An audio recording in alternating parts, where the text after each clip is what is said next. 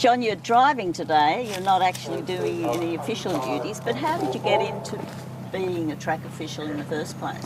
Well, I started with the club in the year 2000, and I thought I'd be interested in motorsport, which I am, and became very involved. And I think it was about 2003 that we started to come to events like this and do events in Sydney, and they were short of officials. So I thought, well, I had a background in training and management and things like that, so I decided, well, you know, if you take out of the sport, you've got to put something back in, and I thought the easiest way to do that was to become an official. So a lady at the time in the club by the name of Judith Ray was trying to promote officials and all that sort of thing, so she organised with Motorsport Australia to run training events and courses at our Cobby Street building. And yeah, so I've done probably half a dozen different categories, and yeah, so that's where we are today.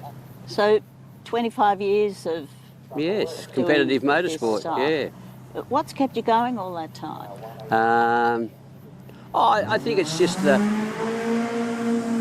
adrenaline rush you get from motorsport, the enjoyment, the excitement, but also, and that's on the competitive side. On the other side of things, I've met some wonderful people throughout motorsport.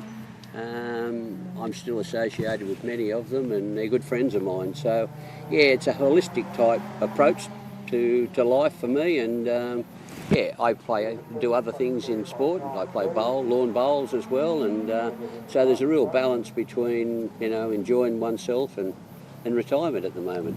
And keeping active as you get older. Yes, I do. My wife and I very, very sort of focused on eating healthily and exercise and trying to, you know, be active.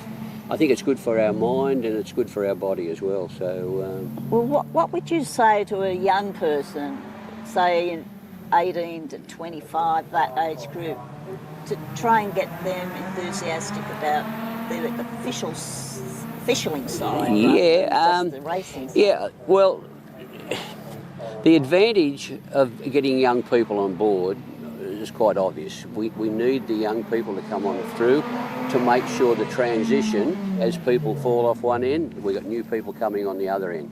But if you want to become an official, it's not a highly expensive thing. You will be trained and it won't cost you much money at all. Also, you can gain skills that you can use in other parts of your life, and yeah, it's a way of edging yourself in and learning about the competitive side whilst you're an official, because then you know the rules, you know how things should operate. So when you get a track licence and you start to go and do things on the circuits or the hill climbs here, you have a better knowledge of what is required. So yeah, no, I recommend highly that young people, male and female, should be involved in this sort of a field. I'm thinking young people who are establishing themselves in a career, it would look good on their CV if they were doing of course, this kind yeah. of stuff.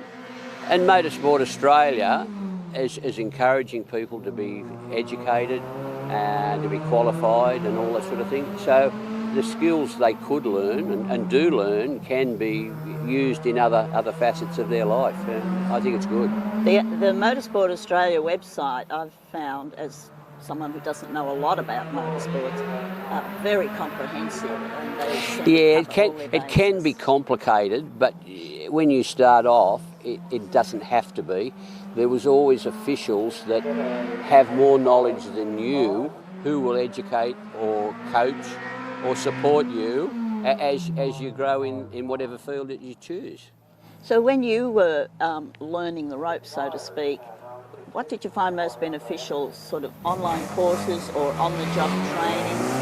Yeah, when I was doing them, online courses hadn't sort of actually came to being, so it was more training room, face-to-face, yeah, and with a group of people who asked the questions that you wanted answers for anyhow. So it It was more group training, and then at the end of that you would do a written exam, which wasn't all that difficult, because if you studied or you were observant during the day, the answers became fairly obvious. So, and then after that, you meet new people, you meet new friends, and they may say to you, well, we're going to an event and wherever, would you like to come in next week or in 2 weeks' time? So that's a lead-in for you to be more involved and more accepted.